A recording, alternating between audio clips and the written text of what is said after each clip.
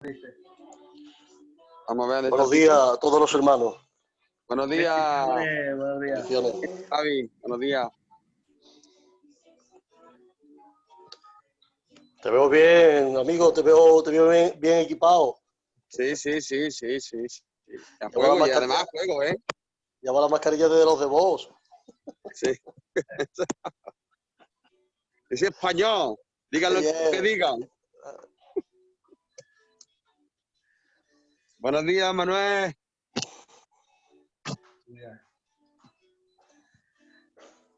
Podía activar el audio cada uno, ¿no?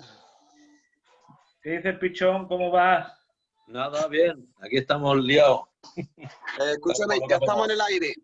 Pichón, ya estamos en el aire, ¿eh? Ya estamos en directo. Cuando tú quieras, empieza. Yo desconecto la cámara y el audio que voy a conducir. Cuando tú quieras, arranca. Vale, pues nada, si querés que nuestro hermano Joaquín, por ejemplo, que presente la reunión y luego ya comenzamos. Alabamos en esta mañana tu nombre, Señor. Te glorificamos, te ensalzamos con todo nuestro corazón. Padre, tú sabes la necesidad que hay en nuestros corazones de seguir introduciéndonos en tu verdad.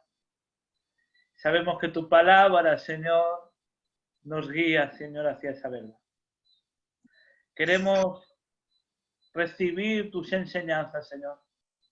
Y queremos presentarte de una manera especial, Señor, a tu siervo, nuestro hermano Pichón. Toma, Señor, su mente, toma sus labios, para que él nos sepa enseñar, transmitir lo que tú le has dado, Señor. Para que tu pueblo venga creciendo en ese conocimiento espiritual, a fin, Señor, de poder afianzarnos y, cómo no, de poder enseñar una sana doctrina, Señor. Recibe la gloria en esta mañana y que este estudio, tu nombre, sea exaltado una vez más. Gracias en el nombre de Jesús. Amén. Bien, gloria al Señor. Damos gracias porque un día más podemos estar pues tratando un poco de lo que estamos llamando arqueología bíblica.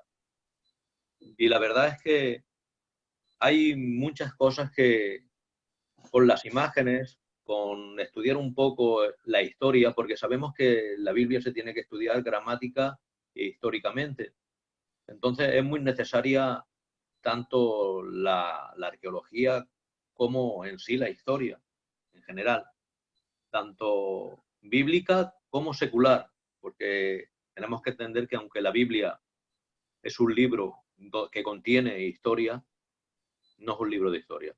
Contiene ciencia, pero no es un libro de ciencia. Es un libro de salvación. Entonces, a la hora de encontrar muchos datos históricos, nos tendremos que ir a la historia secular, que sí que tiene unión, a veces los nombres son diferentes, pero se encuadran.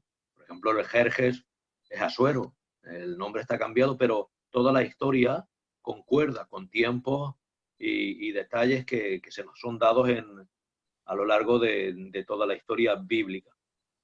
Vamos a ir hablando un poco, por ejemplo, nos quedemos la semana pasada hablando ya del tiempo o la edad del hierro. Vamos a hablar, por ejemplo, de personajes y de las civilizaciones que estuvieron alrededor del pueblo de Israel. Un pueblo de ellos fue los eteos. Los eteos tuvieron mucha unidad con ellos. Ya Esaú tomó mujeres eteas para él. En sus filas tenía David a Urías, el eteo, el hitita. Entonces vemos que hay mucha unidad. ¿Y quién eran los hititas? Se dice que era una civilización que habitaba en lo que conocemos ahora como Turquía. Entonces vemos detalles de este pueblo que era de los primeros que trabajó el hierro, era un pueblo poderoso. Y aquí tenía yo, porque a mí me gusta lo que es historia de National Geographic, recibo todos los meses, y aquí habla un poco de estos pueblos hititas. Y quería enseñaros algo. porque ellos eran de Anatolia, de lo que ahora es Turquía, como decimos, y este pueblo era poderoso. Vamos a ver, aquí está, hititas, y vamos a ver por qué eran tan poderosos. Aparte del hierro, tuvieron una invención muy importante y fue hacer un desarrollo en los carros de guerra, de batalla. Entonces, los carros eran muy importantes en aquel momento. Sabemos que en un tiempo donde se luchaba a caballo, un carro de guerra que tenía en su poder 3 o 4 soldados era muy importante. Imaginad por un momento, aquí lo vais a ver.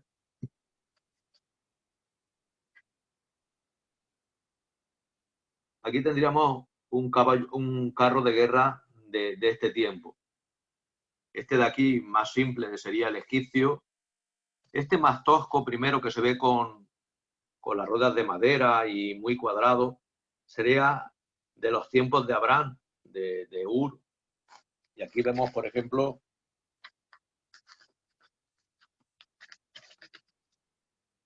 esto que es de una estela de Ur, de los caldeos, de donde era Abraham, y se ve el carro cuadrado con las ruedas de madera.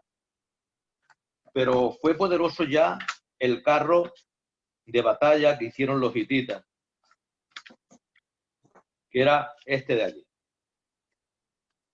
Ese que vemos ahí, en el cual había ya 2 o 3 soldados arriba con lanzas, y era unos caballos que iban protegidos.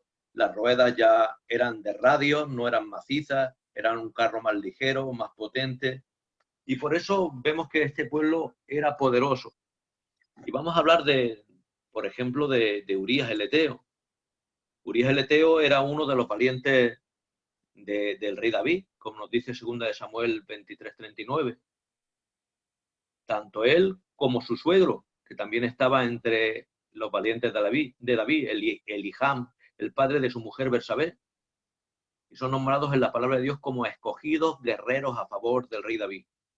Les habían acompañado en innumerables batallas, habían defendido la vida del rey en los momentos más difíciles.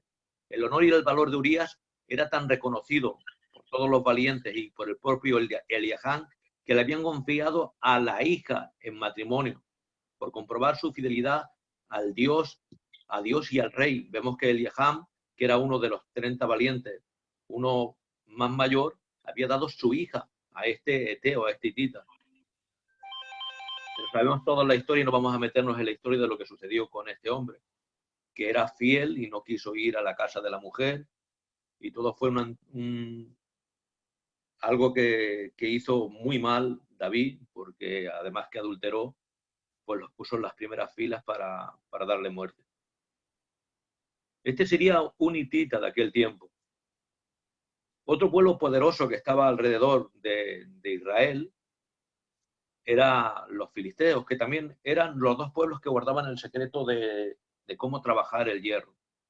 Y cómo no hablar de los filisteos, podemos hablar de uno que resaltaba por su poder y su estatura, que medía, como dicen, los filisteos reunieron sus ejércitos para la guerra, dice 1 Samuel 17, y se concentraron en Soco, que pertenece a Judá, y acamparon entre Soco y Azeca, en Efes Damín. Y Saúl y los hombres de Israel se reunieron y acamparon en el valle de Ela, y se pusieron en orden de batalla para enfrentar a los filisteos. Los filisteos estaban a un lado del monte, e Israel estaba al otro lado del monte, entre ellos y el valle. Entonces, de los ejércitos de los filisteos salió un campeón llamado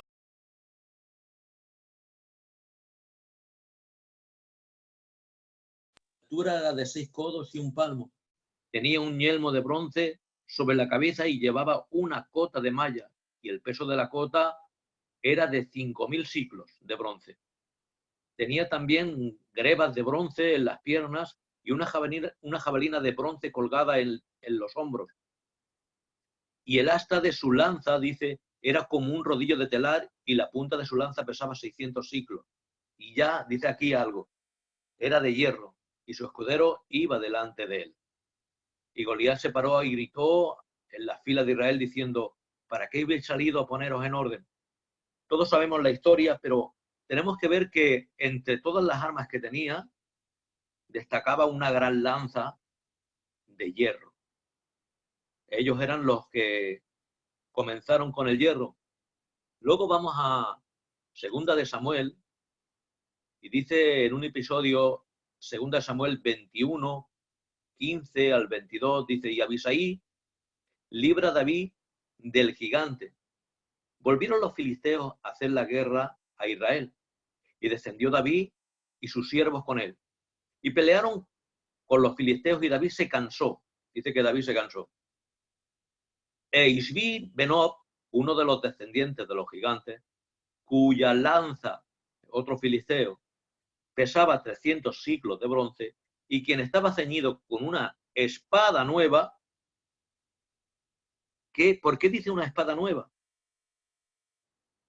Hasta ahora todas las espadas, incluso la que tenía el gigante Goliat, era de bronce, como hemos leído. Pero aquí dice una espada nueva.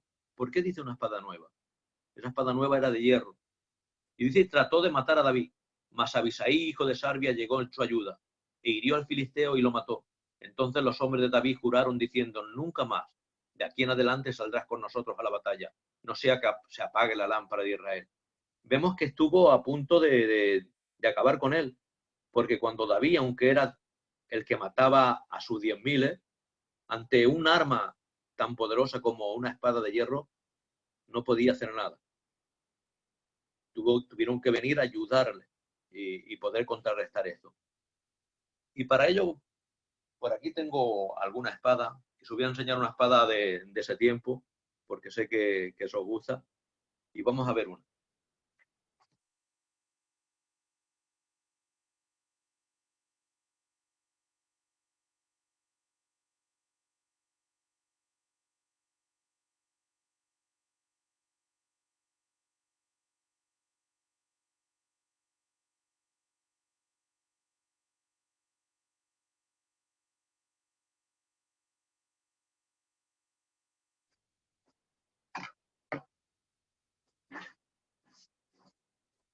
No sé si la podéis ver bien. Está dentro aún de la funda. Por aquí está en la parte de la funda.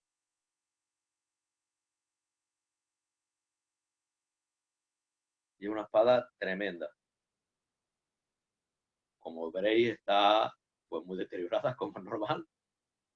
Pero aún se le ve la forma. Tiene la parte de la funda. Esto sería piel, lo que habría por encima la funda. Y va enganchada a esta parte también metálica. Y aquí tiene el enganche que sería al cinto. Por eso vemos que dice, por ejemplo aquí, que tenía Abisai, hijo de Sarbia, llegó la ayuda, pero dice que estaba ceñido con una espada nueva. Tenía en la cintura una espada nueva. Estaba ceñido. ¿Veis aquí?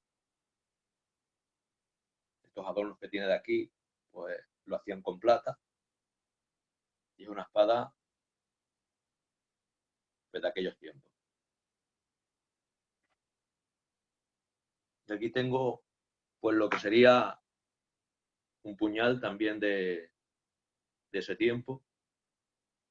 Vemos que esto contra el bronce o el cobre no podían hacer nada, era increíble el cambio.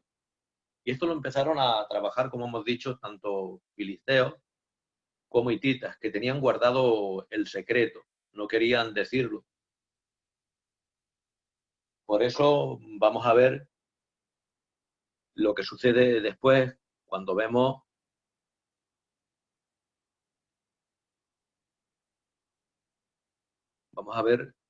textos que hablan de herramientas a lo largo de la Biblia.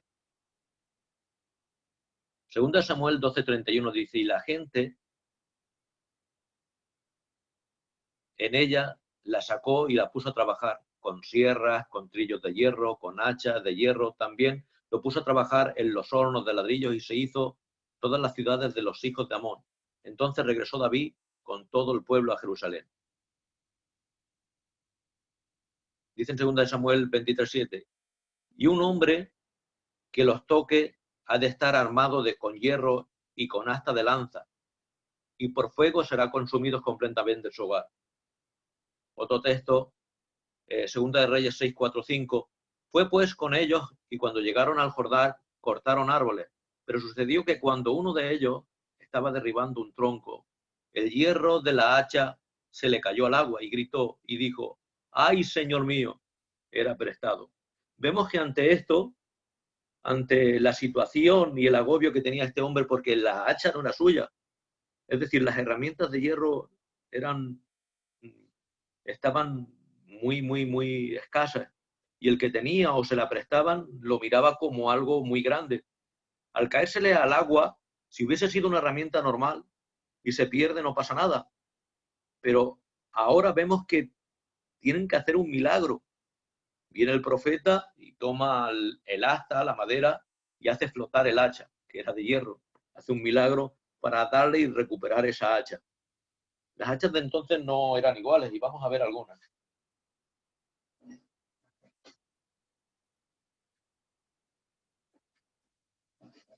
Vemos que las hachas normalmente tienen aquí el agujero para meter la madera, pero entonces miran cómo eran.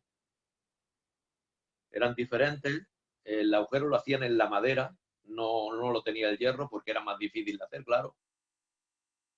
Entonces hacían el agujero en la madera y lo metían. Pero al golpear se les salió. Esto era un hacha de aquel tiempo. Aquí tenemos una un poco más pequeña. Eran simples, pero claro, poderosas, claro.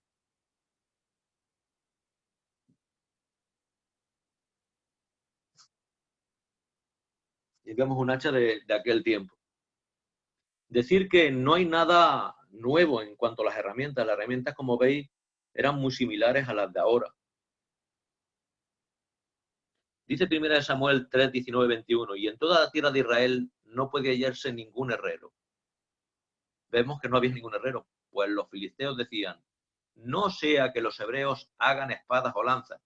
Y todo Israel tenía que descender a los filisteos, cada cual para afilar la reja de su arado, su azuela, su hacha, su aguijada, y el precio era 2/3 de siclo, por las rejas de arado, las azuelas, las horquillas, las hachas, para arreglar aguijadas. Vemos aquí que nos habla de varias cosas. Azuelas. Todos podemos creer que hace 3.000 años, que aproximadamente es el tiempo de esto, hace 3.000 años había azadas, ya. Pues vamos a ver si había alguna.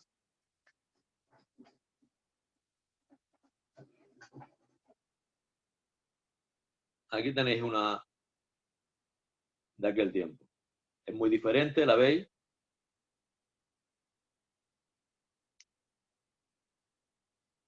Termina prácticamente en punta. Y no está hecha perfecta. Vemos que la forma que tiene está hecha, claro, a golpe y le hicieron como pudieron, pero vemos que está bien, es una azada con toda regla. Estos serían las azadas de aquel tiempo. Entonces vemos que no hay nada nuevo. Habla también de aquí que también llevaban sus horquillas, hablando de lo que tenían como una hoz, que también tenían, claro.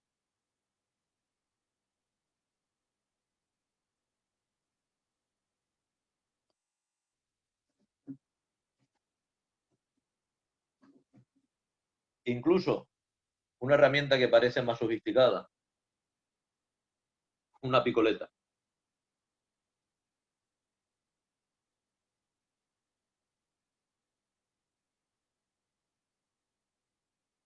Es diferente la forma, claro, pero vemos que la idea es la misma. Las herramientas ya hace 3.000 años existían.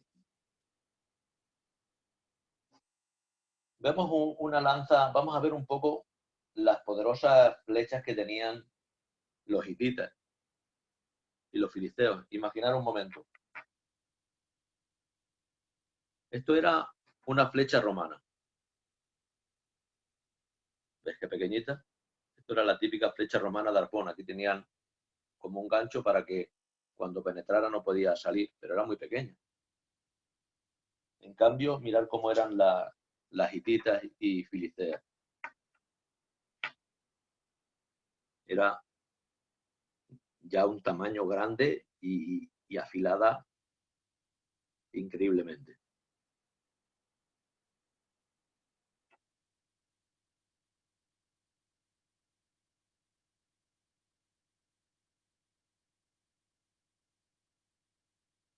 Estas serían armas de aquel momento. Ya empezaron también tratando, había otras más sencillas, que serían para animales más pequeños, como conejos o cosas así.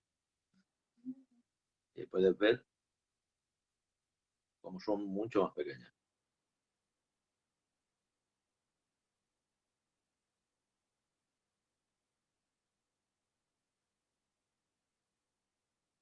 Y ya empezaron con flechas también de hierro. Esta es muy sencilla.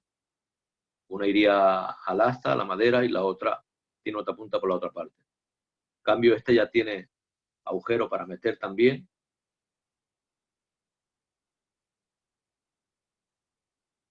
Y es de hierro. Y luego hablando de las lanzas, claro, la de Goliat era tremenda, pesaba un montón de kilos, pero las lanzas normales, pues de hierro ya eran estas.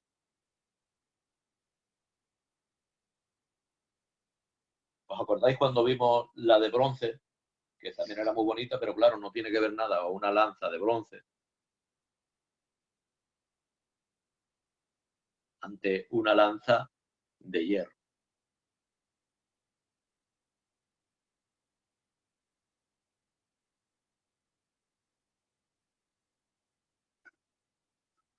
Los arqueros de aquel tiempo, para lanzar, se ponían lo que era un dedal de arquero, que eran esto, era un trozo de bronce, ¿lo veis?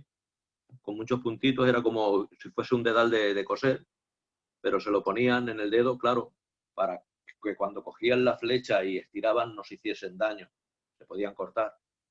Entonces vemos que se ponían lo que se llama el dedal. También usaban lo que se llama el brazalete de arquero. Cuando apoyaban para que la flecha corriera, ponían un trozo aquí de piel, a veces de madera, a veces de una piedra lisa o de metal, y eso era el brazalete de arquero. Es decir, tenían herramientas para no hacerse daño y poder trabajar bien. Vemos después, estamos viendo estas herramientas, vamos a ver otras cosas, también otros asuntos, para que veáis cómo no hay, como hemos dicho, nada nuevo. Se ha hecho más sofisticado, ha ido cambiando, pero a lo largo del tiempo vemos que todo ya estaba, toda la herramienta estaba ya, prácticamente todo lo que podamos pensar en cuanto a herramientas. En cuanto a lo que llevaban los caballos, por ejemplo, podemos ver, dice, vamos a ir a Segunda de Reyes 19:28, por cuanto te has irado contra mí, dice, y tu estruendo ha subido a mis oídos, por tanto yo pondré anzuelo en tus narices y mi freno en tus labios.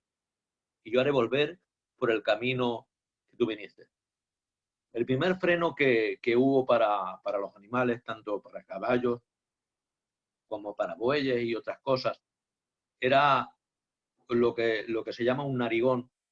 Y era esto, era una argolla, y aquí, si lo veis, tenía para cerrar, le golpeaban y lo cerraban, y era una argolla de bronce que ponían alrededor de lo que es el tabique nasal de los animales, y ahí podían con esto tirar y era el freno.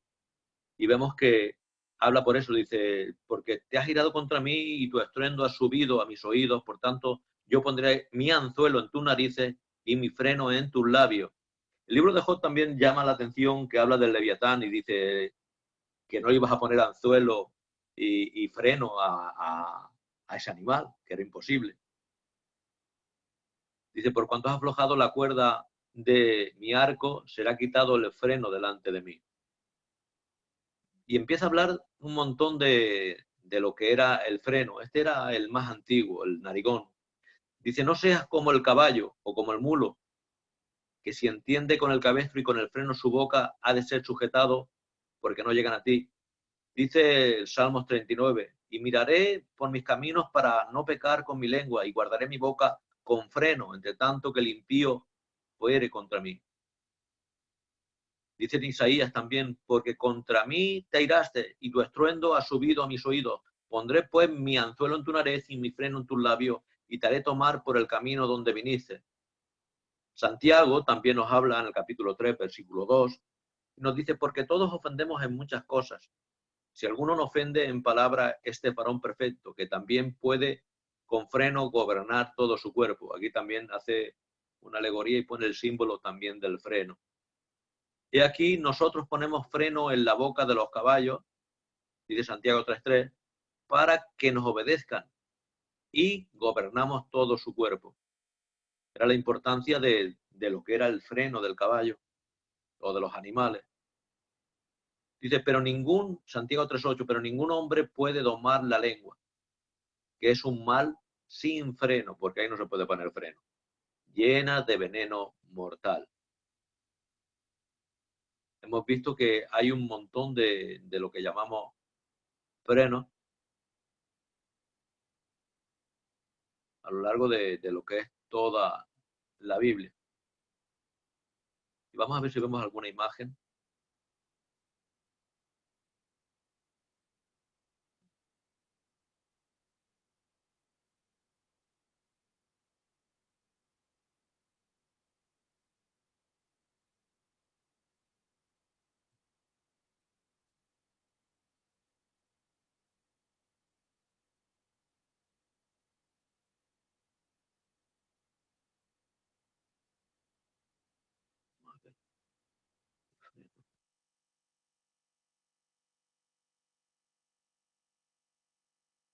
¿Veis? Aquí se puede ver, vais a ver, aunque no sea muy bonita la foto, pero vais a ver algo. Ya lo voy a girar. Se ve en una excavación, no sé si lo veis bien, la argolla esa, el narigón, metido en lo que es las narices del caballo. Eso es del siglo II, es romano. Y vemos que esto aún, en tiempos de Roma, aún se usaba. Esto es de Hungría, del Imperio Romano, pero de Hungría.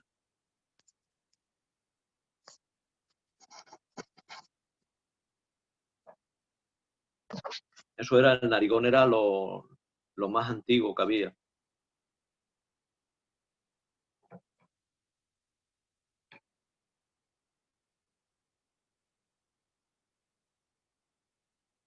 Hemos estado hablando del freno, pero vamos a ver otra clase de freno más sofisticado que había ya, que es similar ya a los que hay hoy en día. Porque como hemos dicho, no hay nada nuevo. Imaginar este freno. Este freno ya es pues similar al de ahora. Esto iba metido en la boca del animal y cuando tiraban, aquí tiene para meter las cuerdas, ¿lo veis? Tiraban y claro, frenaba directamente, porque si se metía el hierro ese en la boca al caballo, cuando tiraban era un freno que iba a parar, a detener directamente. Esto es un freno ya más sofisticado, ¿lo veis? Esto tiene, pues es del tiempo de hace 2000, 2200 años. Y es un freno ya más sofisticado, no es el narigón que hemos visto antes.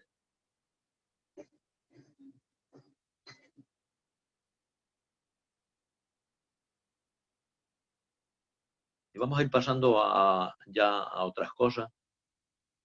Hemos estado hablando de herramientas, de hierro y todo esto. Vamos a ver ahora otras cosas. Vamos a ver lo que era una bula. Los jóvenes romanos, o del tiempo grecorromano, era una costumbre, se ponían un medallón mientras eran niños en forma de bola, por eso se llamaba bula, hasta que fuesen mayores y celebraran lo que se llamaba la huiotesia, la adopción. Entonces, en este tiempo, esta bula era como que los guardaba. Vemos que aquí podéis ver una bula muy bonita, claro, porque está hablando de una preciosa que es de plata, ¿la veis? Y eso lo tenían los niños hasta que cumpliesen la edad de recibir la adopción de hijos. Hoy la adopción se ve como algo normal, pero para alguien que no tuvo hijos, entonces adoptaba a los hijos. Y era una ceremonia que se llamaba la huiotesia. En Gálatas 4:4, por eso nos habla también de la adopción de hijos. Es decir, es cuando alguien era hijo maduro. Sabemos que era como la presentación del hijo que ya era mayor y entonces se le vestía de la toga virilis, la toga viril ya de hombre, y se le ponía el sello en la mano. Un sello el cual hablaba de la familia. Cada sello tenía una imagen distinta para dejar una impresión y ese era el sello de la casa. Era como hoy en día puede ser la tarjeta para comprar o el sello que se pone para que dé validez en una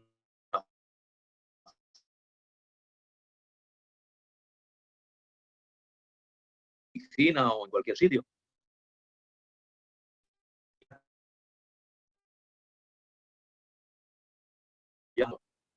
Aquí vemos una posición, hay que verlo despacio.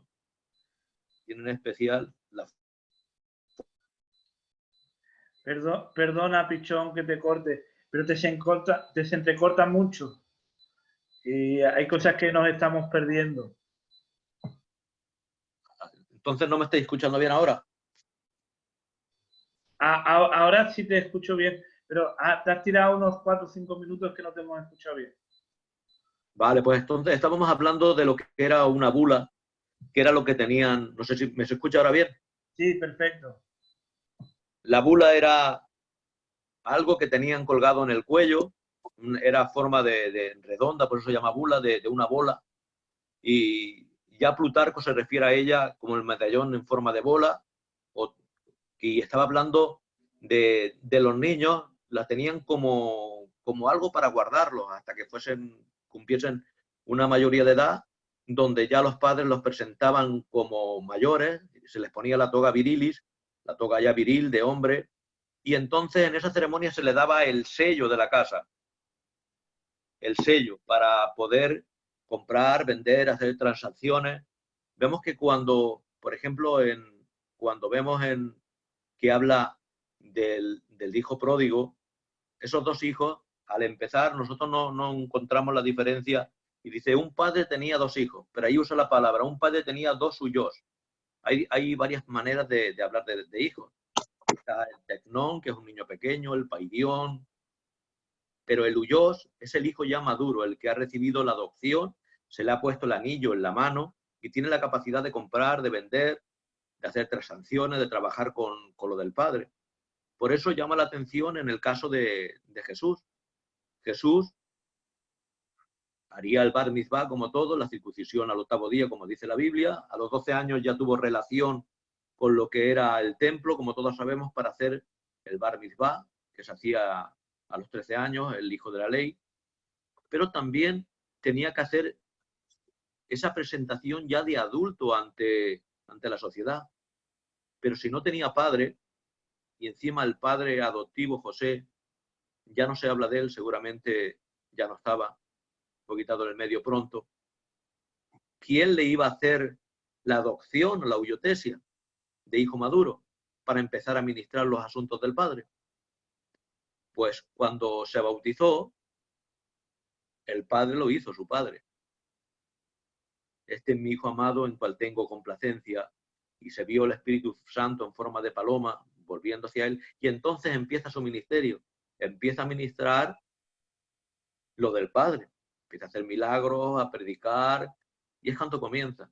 Así que vemos que incluso el Señor se limitó a cumplir todo lo que estaba establecido también en esa sociedad. Y una de esas cosas era también recibir el sello. El sello habla la Biblia muchas veces del Espíritu, y en ese momento fue recibido. Estábamos hablando que hemos visto la bula esa de ahí, y esto es una bula de aquel tiempo, del tiempo romano, y tiene una figura de un lobo acostado aquí. Y eso se hacía, se dejaba, eso ya se lo quitaba uno cuando era recibía el sello.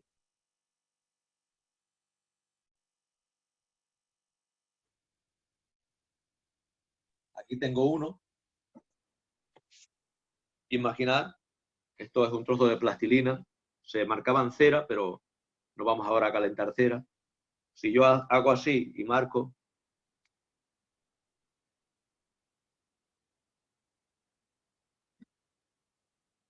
veis que ahí se queda la estampación y el sello marcado, como normal. Pues así se hacía. Ahí vemos los sellos que habla la Biblia, esa carta imperial que tenía 7 sellos, que nos habla el capítulo 5 de Apocalipsis, una cerrada completamente, estaba marcada por 7 sellos, hablando de, estaba cerrada perfectamente, completamente, y por eso habla de 7 sellos como algo, una carta imperial de un rey, de un poderoso. ¿Cómo se rompía? Como era de cera, al abrir se partían, y iba rompiendo los sellos, abriendo los sellos, y vemos que ahí aparece lo que es la ira del Cordero en lo que es el libro de Apocalipsis. Vamos a ver, por ejemplo, en cuanto a estos diferentes sellos que había. En la Biblia se nos habla muchas veces de sellos. Por ejemplo, vemos en Éxodo que se habla de sellos. También labraron piedras de ónice montadas en engastes en filigrana de oro y fueron grabadas como la grabadura de un sello, con el nombre de los hijos de Israel. Se habla también en este asunto, harás también una lámina de oro y grabarás en ella como la grabadura del sello, santidad al Señor.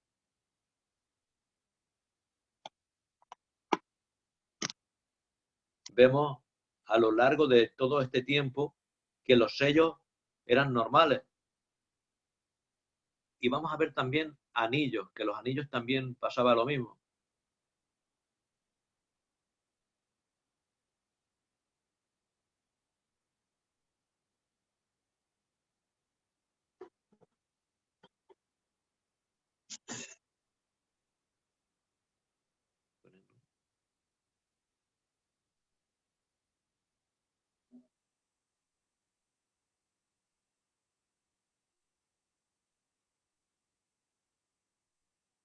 Vemos que para trabajar y para otras cosas tenían que tener estos sellos. Trabajar no por alimento que perece, sino por alimento que permanece para vida eterna, el cual es el Hijo del Hombre os dará, porque este es el Padre de Dios y ha marcado con un sello. Aquí nos habla, vemos que pone también la figura del sello. Primera de Reyes 21:8. Y ella escribió cartas en nombre de Acab, la selló con su sello y la envió las cartas a los ancianos y a los nobles que vivían en la ciudad de Nabot. Primera de Reyes 21:8. Daniel 6:17. Trajeron una piedra y le pusieron sobre la boca del foso y el rey selló con su anillo y con los anillos de los nobles para que no pudiera cambiarse lo ordenado en cuanto a Daniel. ¿No tengo yo esto guardado conmigo, sellado en mis tesoros? Job 14:17 dice, sellada está en un saco mi transgresión y tiene cubierta mi iniquidad. Mateo 27 dice, Pilato les dijo, una guardia tenéis asegurada con vosotros, Isabel, y fueron asegurados el sepulcro. Hablaba también del sello de sellar a veces las tumbas. Pero vemos que el sello era algo normal. En aquel tiempo los sellos había de todas las épocas. Y vamos a ver algún sello que eran más particulares como estos. ¿Veis este sello? Que era un cilindro que al rodearlo dejaba figuras de lo que tenía grabado. ¿Lo veis? Aquí veis diferentes. Era un cilindro, un sello de cilindro. Eso era más bien de Babilonia y todo esto. Y aquí vamos a ver uno. ¿Veis? Un cilindro. Esto tiene grabadas, dibujos, y vamos a intentar a ver si sale aquí.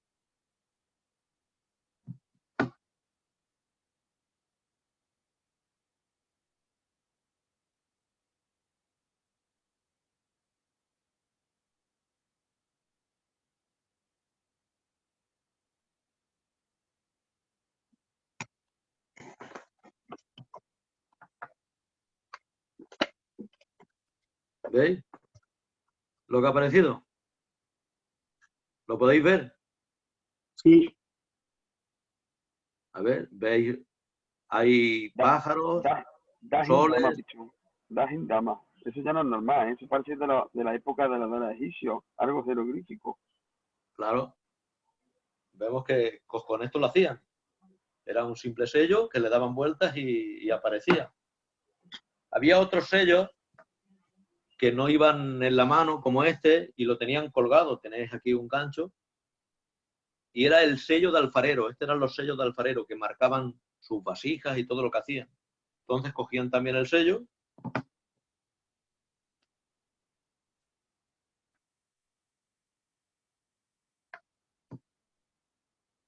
Y vemos que el dibujo que sale ahí, ¿lo veis? Eso se le daba a la vasija en fresco antes de que fuese cocida. Y entonces el alfarero sabía que esa vasija era suya. No se la podían robar, ni podía hacer nada porque era identificada.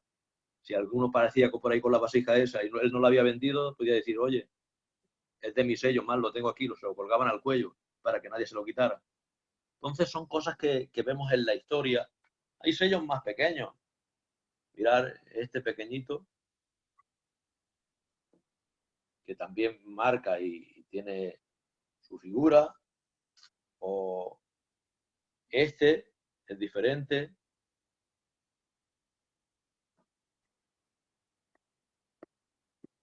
Aquí tenemos otro distinto.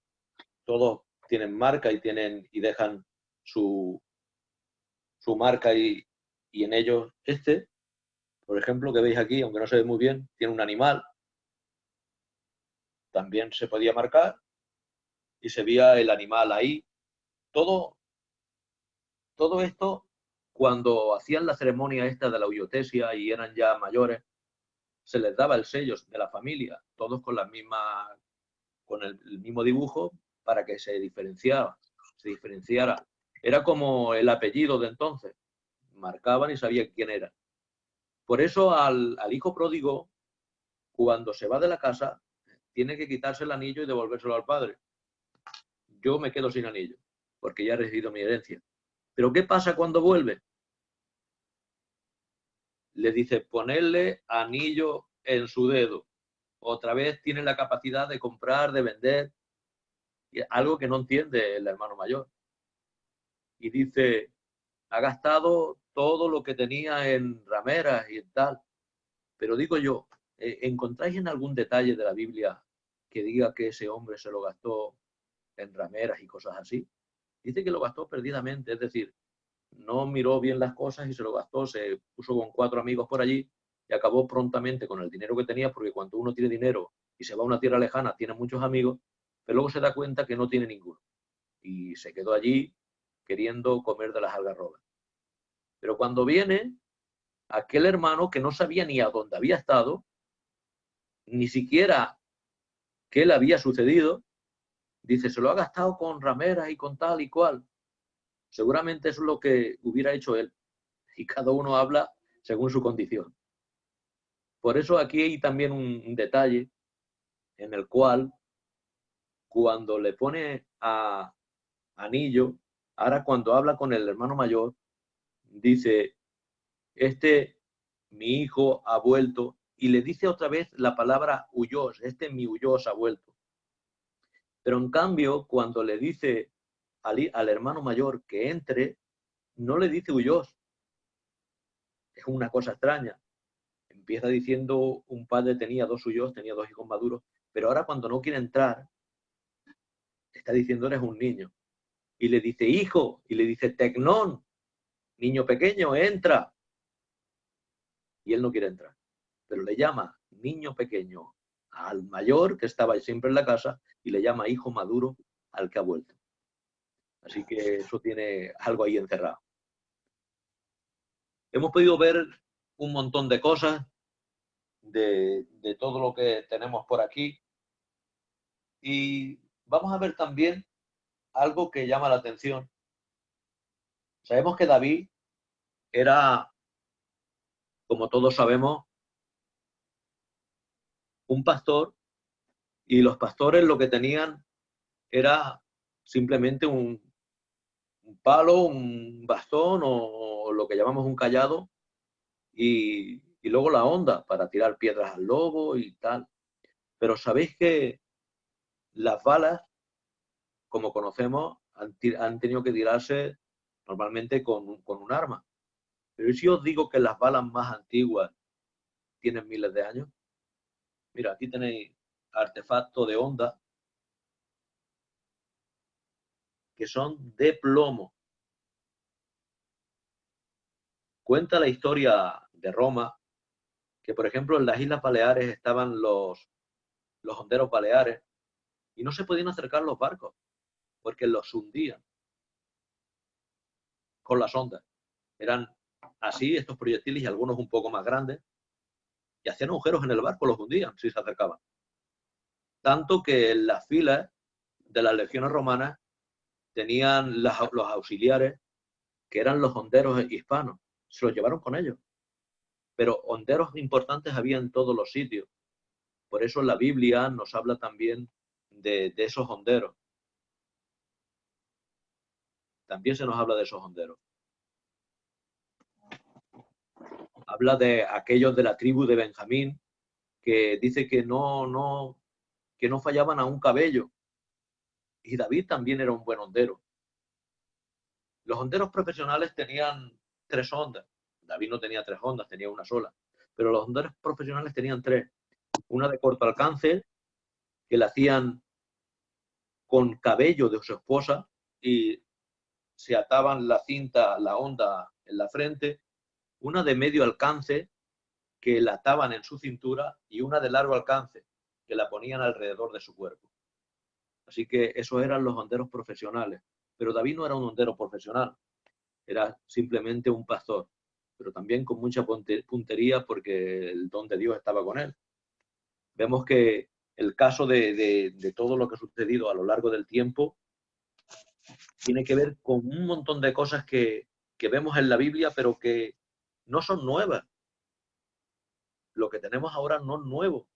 Son cosas que han estado, vemos que ha habido útiles de todo lo que puedas pensar. Estaba hablando la otra vez con el hermano Juan Miguel diciendo que hay juegos de médicos, de bisturí y de toda la clase de herramientas para operar. Y ya en el tiempo, ya en Egipto, en Roma, estaba todo esto. Había herramientas de todas las clases. Podemos ver que a lo largo de la historia ha habido de todo. Tenemos ya -10, así que si hay alguna pregunta, vamos a tratar de tener un poco de que podáis hablar. Alguna duda que hayas tenido o de algo que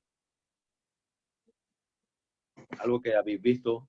Hermanos, ahora estáis a tiempo. Hermano Pichón, Sí. por norma general, el tema de los sellos, habría sellos de un valor y otro de otro valor, ¿no? ¿Qué sería? ¿Por la familia o...? Hombre, por supuesto, vemos que, por ejemplo, cuando se habla del sello de este libro que nadie podía abrir, habla con 7 sellos, hablando que era del Todopoderoso, era de Dios. Hablaba de un sello especial. Y claro, cada sello, según la valía de la familia, no era igual el sello. Vemos que a José, cuando se le da el poder, Faraón se quita su sello del cuello, que era algo semejante a esto, pero de oro, grande, y se lo da.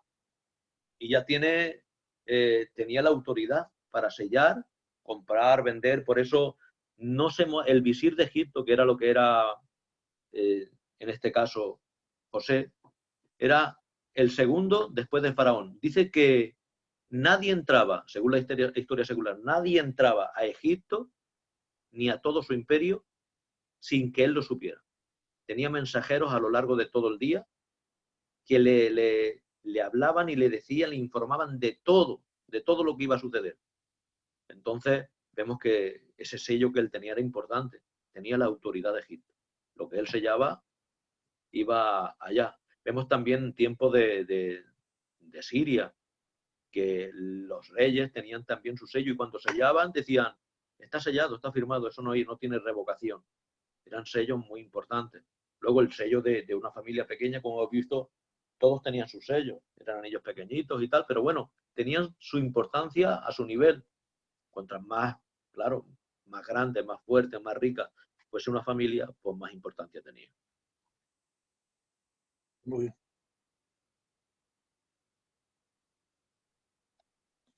¿Algún hermano más tiene por ahí algo que decir? Es tiempo de ahora de conversar, de decir, de hablar. Hermano José María, yo también quisiera comentar algo. ¿Tiene que ver algo también cuando dice la Biblia que fuimos sellados con el Espíritu Santo, con el tema de la redención? Por supuesto. Y hay un simbolismo precioso en el cual se dice que la mano en sí es el Padre, el sello es el Espíritu Santo y vemos que la impronta, lo que queda, que es la imagen, es Cristo. Ahí vemos la representación de la Trinidad. Mano, sello e impronta, que es la imagen. Lo que se queda grabado. Entonces nosotros tenemos es la impronta y tenemos que llegar a ser como Él. Por eso tendremos un cuerpo glorificado semejante a Él. Tenemos que crecer hasta la estatura, la medida de ser alguien semejante a Él. Ha dejado ya como, así como antes de nacer ya hay una carga genética ahí dentro del vientre para que llegue a ser lo que tiene que ser en el futuro, así también en nosotros. Como dice Efesios 2:10, somos hechuras suyas, creados según Dios, para que andemos en las obras que Él ha preparado de antemano. Ya tenemos una carga genética espiritual en nosotros y hay ya obras preparadas de antemano para que anduviésemos en ellas. Hemos sido sellados por el Espíritu Santo. ¿Vale? Porque el sello también servía, ¿no? Para, de alguna forma, o sea, cuando alguien iba a comprar al mercado, no hacía falta que llevara dinero, ¿no? Marcaba lo que quería comprar con el sello de la casa, venían los sirvientes, digámoslo así, ¿no? Sí, por supuesto. Y después, Claro. ¿no? Y sabía lo que había comprado el señor en el mercado, ¿no? Pasaba por allí, sellaba y ellos iban y a cobrar. O mandaban los siervos teniendo la carta con el sello suyo, era suficiente. Por eso vemos que hay películas por ahí que cuando entraban en una ciudad, lo primero que querían robar era el sello del Señor, porque con ese sello podían hacer estragos. Una tarjeta de crédito, un cheque al portador. Claro, era un cheque al portador, podían firmar documentos y tenían la valía porque tenía el sello del Señor, el que mandaba. Es la importancia. Bonito. Por eso somos sellados con el Espíritu. Él nos ha dado nada más y nada menos que el ministerio de la reconciliación. Tenemos el sello en nosotros. Sí, yo escuché o leí hace tiempo ya algo acerca de la redención, como que Cristo nos había sellado, pero nos había dejado en el mercado esperando a que un día volver y recoger lo que había sido sellado aquí en la tierra. Digámoslo así, ¿no? Tiene alguna variante, alguna rama sea, ¿no? Acerca de la redención, ¿no? No, lo que sí que habla de las arras del Espíritu, hemos sido sellados con las arras del Espíritu. Las arras también, las arras eran un simbolismo que hoy se hace también en día, en algunas ceremonias, y es que se da unas monedas, que son las arras, en señal de lo que lo que tienes tú es un anticipo de todo lo que el Señor nos va a dar. Entonces, con el sello, con el Espíritu que tenemos ahora en nuestro interior, hemos sido sellados, y con eso son como el adelanto de todo lo que nos va a dar, de todas las promesas que a lo largo de todas las escrituras vemos, que son muchas promesas. Sí.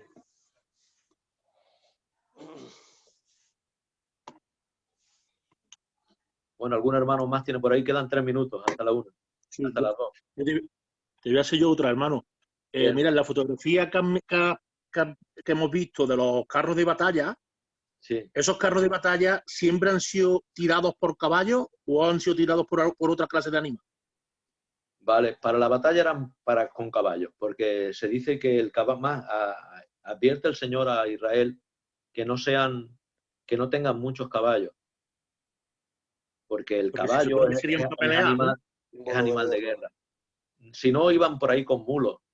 Vemos que los príncipes incluso, y Jesús que entrara con un Pollino, ¿no? pollino a Jerusalén, muchos dicen, mira qué humilde. No, está diciendo que venían son de paz, que no venían guerra. Era señal de que no venían guerra. Por eso el aparente engaño del anticristo, que viene engañando, no viene con otro animal, viene con un caballo, es el animal de guerra. Aunque sea blanco, está intentando engañar. Aunque tenga el arco solo y las flechas y la aljaba no se ven, vemos que después ya produce lo siguiente, que es el bermejo, que es la guerra, y luego vemos todo lo que sucede después. Guerra, hambre, muerte. El caballo siempre es simbolismo de guerra. Por eso cuando Cristo viene con esto. Viene con un caballo, porque viene venciendo y para vencer. No viene para cualquier cosa. Siempre el caballo es el animal de guerra. También decir que cuando se ve el arco, Cristo viene con la espada y encima con la rompealla, que es la espada de doble filo, la espada larga, similar a la que hemos visto antes. En cambio, el anticristo viene con el arco, que es el arma del cobarde, desde lejos. No es una arma de cuerpo a cuerpo, no es un arma de honor. El arco no es un arma de honor. Es más, hay sitios que no querían luchar con estas armas. Aquí en la península ibérica, justamente los íberos, que eran guerreros muy, muy potentes, no usaban el arco. No se ve ningún dibujo, ningún vestigio de que ellos usaran el arco. Para ellos era una vergüenza. Sí que usaban las ondas, pero el arco no lo querían usar. Porque había gran mortandad antes de la batalla, tiraban miles de flechas al aire y muchos caían sin tener el honor de morir en la batalla. Morían sin luchar, morían desde lejos. Unos clavados por las espaldas, otros por aquí, por allá. Era el arma de los cobardes.